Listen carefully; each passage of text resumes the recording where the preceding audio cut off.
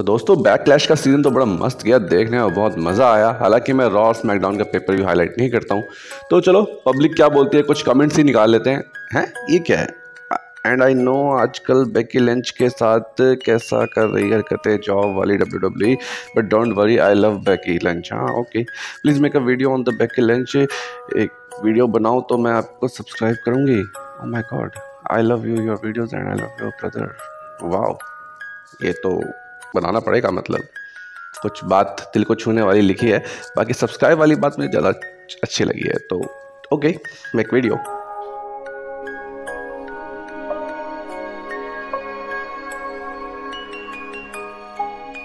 Personally कहूँ तो मैं वीडियो नहीं बनाने वाला था, बट सब्सक्राइब के अलग से मुझे वीडियो बनानी पड़ी है।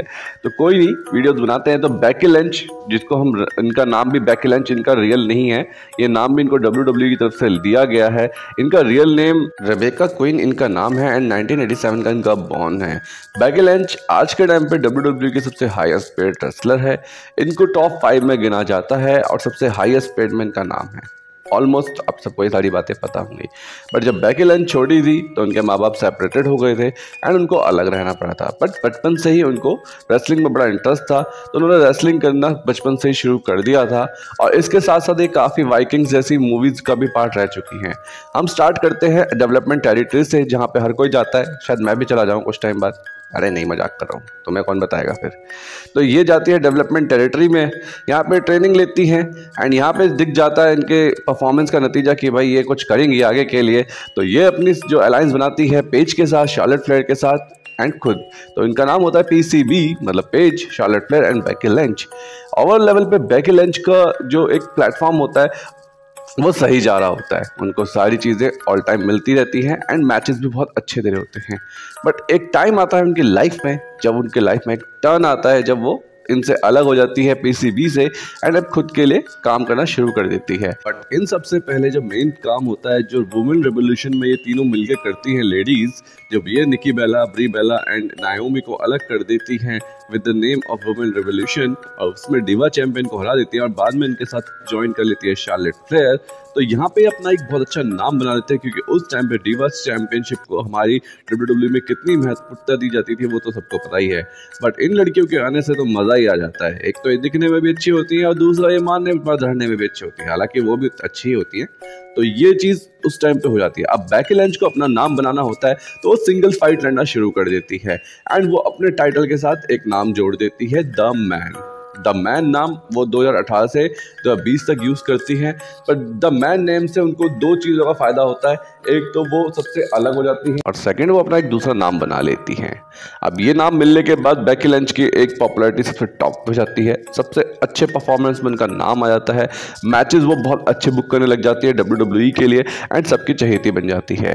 फिर रोंडा रोजी का एंट्रेंस दिखाया जाता है एंड रोंडा रोजी की पॉपुलैरिटी गिरनी स्टार्ट हो जाती है। रोंडा रोजी वहाँ पे बहुत अच्छा परफॉर्मेंस दे दी होती है, क्योंकि रोंडा रोजी UFC चैंपियन रह चुकी हैं एंड एक चैंपियनशिप हारी है, उसके बाद 12 चैंपियनशिप उसने जीती है। तो ये बेकी लिंच के लिए सबसे बड़ा टास्क होता है कि इसको कैसे टैकल करना है। बट बेकी तो बेकी ही है।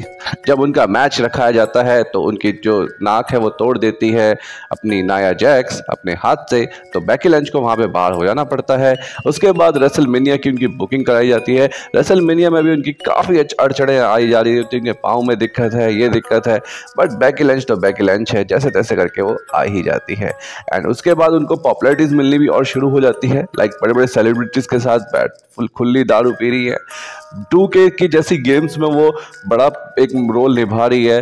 तो उसके बाद बेकी की पॉपुलैरिटी इतनी बन जाती है कि उनको रेसलमेनिया में पहुंचने के लिए कोई भी नहीं रोक सकता है, नादर वो Charlotte Flair and Stephanie McMahon, नादर ट्रिपल एच। एंड इसके साथ साथ बेकी लिंच अपना एक लाइफ पार्टनर भी चुन लेती है।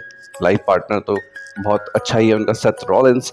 तो सेथ रॉलिंस एंड बेकी एक साथ डेट करते हैं एंड फाइनली वो शादी भी कर लेते हैं। उससे पहले वो प्रेग्नेंट हो जाती है, शादी बाद में होती है, वहाँ का ये चलन है, तो उस पर हम कुछ नहीं कह सकते हैं। पर Becky Lynch and Seth Rollins कमाल के लगते हैं, नो डाउट, इससे कोई दो राहें नहीं है। And Seth Rollins and Beki Lynch एक टाइम पे दोनों यूनिवर्सल चैंपियनशिप का टाइटल होल्ड किए होते हैं, ये भी बहुत सोचने वाली बात है। तो अब बात कर लेते हैं बेकी लिंच की। जब वो रोंडा रोजी को डिफीट कर देती हैं, मतलब रोंडा रोजी एंड शार्लेट फ्लेयर दोनों को डिफीट कर देती हैं एंड बन जाती है 2 टाइम चैंपियन। 2 टाइम चैंपियन बनने के बाद उनकी तो पॉपुलैरिटी और ज़्यादा बढ़ जाती कि 2 बेल्ट साथ में बेकी के हाथ में, ऊपर से जॉन सीना को भी लताड़ देना, एंड विंस मैकमैन की भी वो एक तरह से चहेती बन जाती है। पर एक टाइम आता है जब बेकी लिंच को ये बेल्ट छोड़नी पड़ जाती है, रीज़न बीइंग कि वो प्रेग्नेंट हो जाती हैं। सेथ रॉलिन्स से जैसे बताया उनकी एक डेटिंग चल रही होती है, तो उस टाइम दौरान वो प्रेग्नेंट हो जाती है एंड उनको अपना टाइटल होल्ड करना होता है, मतलब ड्रॉप करना होता है उस टाइम के लिए। तो वो अपना टाइटल जो है आस्का को दे के जाती है, जिनके साथ भी उनकी फीडिंग देखने को मिल रही है। तो वो अपना टाइटल आस्का को दे देती है एंड जब रिटर्न करती है तो वो सीधा चैंपियन बनती है बियांका ब्लेयर को अपना रॉक बॉटम लगाकर। बट उससे पहले WWE इनके लिए कुछ ऐसी चीज़ें कर जाती हैं जो शायद फैंस को पसंद नहीं आती है, इवन मी ऑल्सो। उनके हेयर कट, सारी चीज़ें। तो आई होप फ्यूचर में WWE इस बारे में कंसीडर करेगी एंड बेकी लिंच को वो पुश देगी जो एक टाइम पे उनको 2020 के टाइम पे दिया था। तो वो तो देखते हैं क्या होता है आगे के लिए। बट फिलहाल तो बेकी लिंच की वीडियो बनाने का मोटिव यही था कि मैं आपको थोड़ी बहुत स्टोरीज शेयर कर सकूं बेकी लिंच के ऊपर। अगर आपको वीडियो अच्छी लगती है तो चैनल को सब्सक्राइब कर लो, लाइक कर दो एंड जो नोटिफिकेशन का बेल आइकन है भाई उसको याद से दबा दो, क्योंकि उससे ही आपको मेरी नोटिफिकेशन मिलेंगी, क्योंकि नोटिफिकेशन आती नहीं है, व्यूज़ भी कम हो जाते हैं।